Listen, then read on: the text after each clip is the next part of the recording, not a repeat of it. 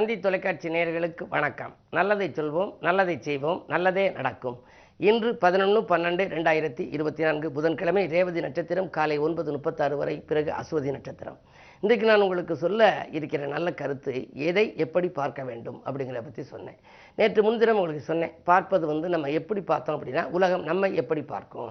நீ எப்படி நடந்து கொள்ளியா? இப்போ ஒரு கண்ணாடி முன்னாடி நிற்கிறான், நம்முடைய பிம்பம். நம்ம சிரித்தோம் அப்படின்னா அந்த பிம்பமும் சிரிக்கும், நம்ம அழுதா அந்த பிம்பமும் அழுகும். ஆக நம்ம எது செயல்படுத்துகிறோமோ அதுவே நமக்கு எதிர்வினையாக வருது. அந்த அடிப்படையில் நீங்கள் என்னென்னவெல்லாம் பார்க்குறீங்களோ அப்படியெல்லாம் நீங்கள் சிறப்பாக பார்த்தால் உலகம் உன்னை பார்க்கும், உன் புகழை நாளும் சேர்க்கும்னு அந்த கவிதை இருக்குது அப்படின்னு சொல்லி ஒரு சில வரிகளை உங்களுக்கு சொன்னேன்.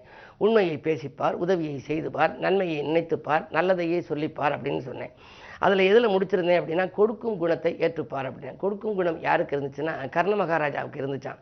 ஆகையினாலே தான் அந்த புராணத்தில் வரும், ஒரு பழமொழிகளில் கூட வரும், கார்த்திகைக்கு பின் மழையும் இல்லை, கர்ணனுக்கு பின் கொடையும் இல்லை. அப்படின்னா அதுக்கு பின்னாடி கொடை வள்ளலை பிறக்கலைன்னு அர்த்தமா. கர்ணன் எதை கேட்டாலும் கேட்ட மாத்திரத்தில் கொடுத்தவராக இருந்தார்.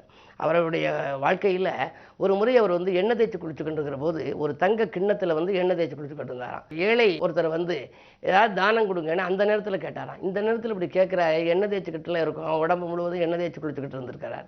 அப்போ கேட்ட உடனேயே தங்க கிண்ணத்தில் எண்ணெய் வச்சுருந்தாராம். அந்த கிண்ணத்தை அப்படியே இடது கையினாலே கொடுத்துட்டாராம். இடது கையினாலே இந்த வச்சுக்கன்னு கொடுத்துட்டாராம். அப்போ பக்கத்தில் இந்த அமைச்சர் கேட்டாராம், இது மாதிரி இடது கையினால் கொடுக்குறீங்களே, எந்த பொருள் கொடுத்தாலும் வலது கையினாலே கொடுக்கணும் அப்படின்னு கேட்டாங்களாம். அதுக்கு கர்ணன் சொன்னாராம், நான் இடது கையிலிருந்து வலது கைக்கு மாற்றுகிறதற்குள் என்னுடைய மனம் மாறிவிட்டால் என்ன ஆவது? ஆகையினாலே தான் கேட்டதை கேட்ட மாத்திரத்தில் கொடுக்க வேண்டும் என்று இடது கையினாலேயே அப்படியே எண்ணெய் தேய்த்தபடியே கொடுத்தேன் அப்படின்னாராம். இது புராண கதையாக இருந்தாலும் சரி, எந்த கதையாக இருந்தாலும் இதிலிருந்து படிப்பினை நாம் என்ன எடுத்துக்கொள்கிறோம் என்றால், யார் எதை கேட்டாலும் கொடுத்து உதவுகிற நமக்கு இருந்தால் கொடுத்து உதவலாம். இருப்பதை வைத்து நாம் நல்ல சிறப்பாக வாழ வேண்டும். அதில் தனக்கு மிஞ்சி தானம் அல்ல, அந்த தானம் கொடுப்பதிலும் கூட நம்மிடம் கொடைவள்ளலாக வாழ வேண்டும் என்று கூட இல்லை. ஆனால் கொடுக்கும் குணம் நமக்கு இருக்க வேண்டும், யாருக்கேனும் உதவி செய்கிற குணம் இருக்க வேண்டும். எனவே கொடுக்கும் குணம் ஏற்றுப்பார், கொள்கைப்படி நடந்துவார். எல்லாருக்கும் ஒரு கொள்கை இருக்கணும். கடமையினை செய்துவார், கட்டுப்பாடுடன் வாழ்ந்துவார். இப்படி இன்னும் நிறைய 20 பார் இருக்கிறது. அவற்றை பற்றியெல்லாம் தொடர்ந்து தந்தி தொலைக்காட்சியிலே சொல்வேன் என்று சொல்லி இனி இந்திய ராசி பலன்களை இப்பொழுது உங்களுக்கு வழங்கப் போகின்றேன்.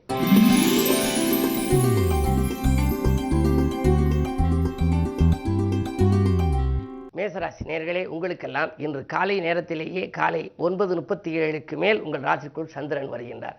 சந்திரன் சுகாதிபதி இருந்தாலும் கூட, உங்களுடைய ராசிநாதன் செவ்வாய் நீச்சம் பெற்றிருந்தாலும் கூட அவர் வக்ர இயக்கத்திலும் இருக்கின்றார். அஷ்டமாதிபதி நீச்சம் பெறுவது நன்மைதான். எனவே பக்குவமாக பேசி காரியங்களை சாய்த்துக் கொள்வீர்கள். பணத்தேவைகள் உங்களுக்கு உடனுக்குடன் பூர்த்தியாகும். லாபஸ்தானத்திலே சனியும் 2லே குருவும் இருக்கின்ற பொழுது உங்களுக்கு முன்னேற்ற பாதையில் இருந்த முட்டுக்கட்டைகள் எல்லாம் அகலும். அதிகார பதவி கூட உங்களுக்கு கிடைக்கலாம். இன்று உங்களுக்கு ஒரு யோகமான நாள்.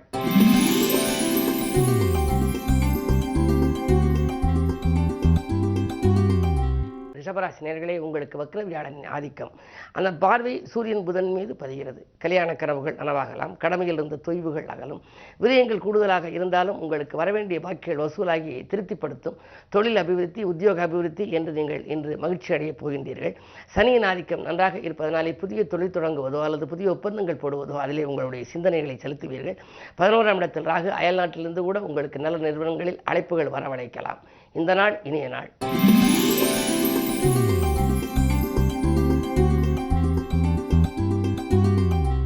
மிதுனராசி நேயர்களே, உங்களுக்கு 2லே செவ்வாய்.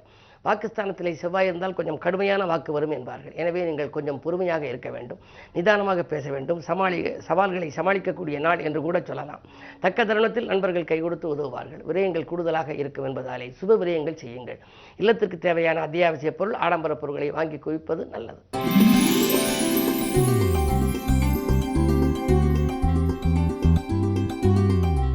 கடகராசி நேயர்களே, அஷ்டமத்து சனியின் ஆதிக்கம், ராசியிலேயே செவ்வாயின் பார்வை சனி மீது பதிவதனாலே கொஞ்சம் யோசித்து செயல்பட வேண்டும். மகிழ்ச்சிக்குரிய தகவல்கள் வருமா என்றால் கொஞ்சம் பொறுமையாகத்தான் இருக்க வேண்டும். உறவினர் பகை உருவாகாமல் பார்த்துக் கொள்ளுங்கள். அலுவலகத்தில் கூட மேலதிகாரிகளின் அனுசரிப்பு கொஞ்சம் குறையலாம். உங்களுடைய தொழிலில் மிகுந்த அக்கறையாக இருக்க வேண்டும். உங்களிடம் ஒப்படைத்த பொறுப்பை யாரிடமும் ஒப்படைக்க வேண்டாம்.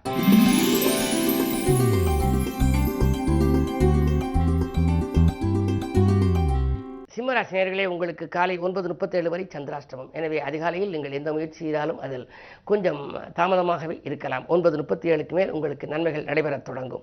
குறிப்பாக நீங்கள் எதை தொட்டாலும் தொட்ட காரியங்களில் வெற்றி பெற வேண்டுமானால் சந்திரபலம் நன்றாக இருக்க வேண்டும். எனவே இன்று மதியத்திற்கு மேல் உங்களுக்கு மனக்குழப்பங்கள் அகலும். அலைபேசி வழியில் நல்ல தகவல்கள் கிடைக்கும். நீங்கள் எடுத்த புது முயற்சிகளிலும் உங்களுக்கு வெற்றி கிடைக்கலாம். இடமாற்றங்கள், வீடு மாற்றங்கள் பற்றிய சிந்தனையும் உங்களுக்கு அதிகரிக்கும்.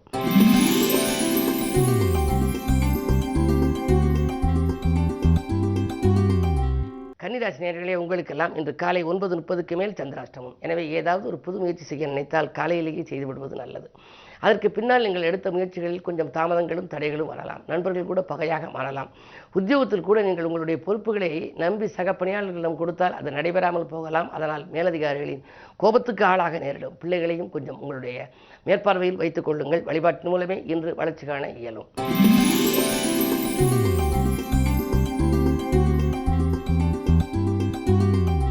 துலாம் ராசி நேயர்களே, அஷ்டமத்தில் குரு இருக்கின்றார். அலைச்சல் அதிகரிக்கும். ஆதாயம் குறைவாகவே இருக்கும். விருந்தினர்களின் வருகை உண்டு. நீங்கள் விவாக பேச்சுக்களை தீவிரமாக பேசி முடிக்க வேண்டும். வந்து விட்டு போகிறது என்று கவலைப்படுவீர்கள். சப்தமாதிபதியாக விளங்கும் செவ்வாயும் இன்று நீச்சம் பெற்றிருப்பதனாலே நீங்கள் கொஞ்சம் யோசித்து செய்ய வேண்டும்.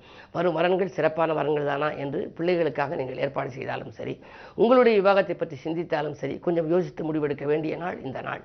அதே நேரத்தில் உத்தியோகத்தை பொறுத்தவரை இன்று நீங்கள் மேலதிகாரிகள் உங்களுக்கு இணக்கமாக நடந்து கொள்வார்கள். குருவின் பார்வை 12லும் 2லும் பதிவதனாலே நீங்கள் கேட்ட இலாகா மாற்றங்கள் கூட உங்களுக்கு கிடைக்கலாம்.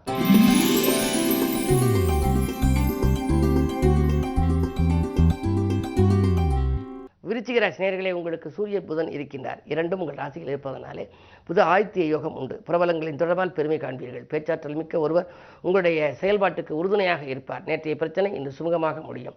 உத்தியோகத்தில் மேலதிகாரிகள் இணக்கமாக நடந்து கொள்வார்கள். பொது வாழ்வில் இருப்பவர்களுக்கு புதிய பொறுப்புகளும் பதவிகளும் வரலாம்.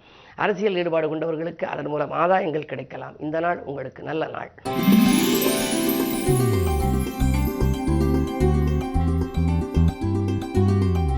தனுசு ராசி நேயர்களே, உங்களுக்கு ஆறில் குரு இருந்தால் ஊரில் பகை என்பார்கள். எனவே பகைக்கு மத்தியில் வாழ்க்கை.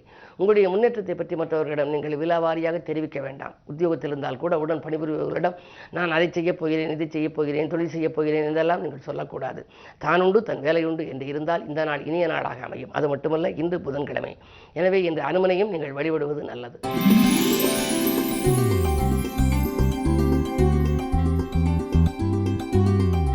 மகர ராசி நேயர்களே, குரு பார்வை ராசிகள் பதிவதனாலே குழப்பங்கள் அகலும். வரன்கள் வாயில் தேடி வரும். வியாபாரத்திற்கு கணிசமான லாபம் கைகளில் பொருளும். வாங்கல் கொடுக்கல்கள் சரளமாக இருக்கும். 2லே சனி இருப்பதால் கொடுத்த வாக்கை காப்பாற்றுவீர்கள். இந்த மதியத்திற்கு மேல் உங்களுக்கு நீங்கள் எதை சிந்தித்துக் கொண்டிருந்தீர்களோ அந்த காரியம் வெற்றிகரமாக நடைபெறும்.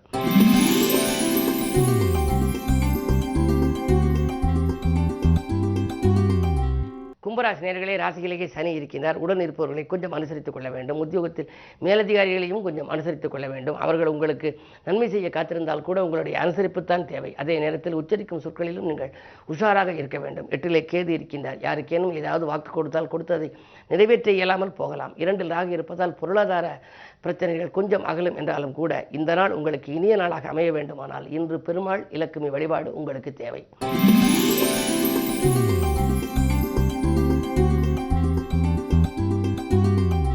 மீனராசி நேயர்களே, உங்களுக்கு காலை 9:37 வரை உங்கள் ராசிக்குள் சந்திரன். மனதுக்காரகன் சந்திரன் ராகுவோடு இருக்கின்ற பொழுது மன அமைதி குறையும். இனம் புரியாத கவலை மேலோங்கும். யாருக்கேனும் வாக்கு கொடுத்து அந்த கொடுத்த வாக்கை நிறைவேற்ற முடியாமல் போகலாம். உறவினர் பகை உருவாகலாம். இல்லம் தேடி வருகிற செய்தி நல்ல செய்தியாக இருக்க வேண்டுமானால் இந்த அதிகாலையிலேயே நீங்கள் ஆணைமுக பெருமானையும் வழிபட வேண்டும். விஷ்ணுவையும் வழிபட வேண்டும். விஷ்ணு வழிபாடு உங்கள் வேதனைகளை தீர்க்கும். பயணங்களை மாற்றியமைத்துக் கொள்ளுங்கள். மேலும் விவரங்கள் அறிய தினத்தந்தி படியுங்கள்.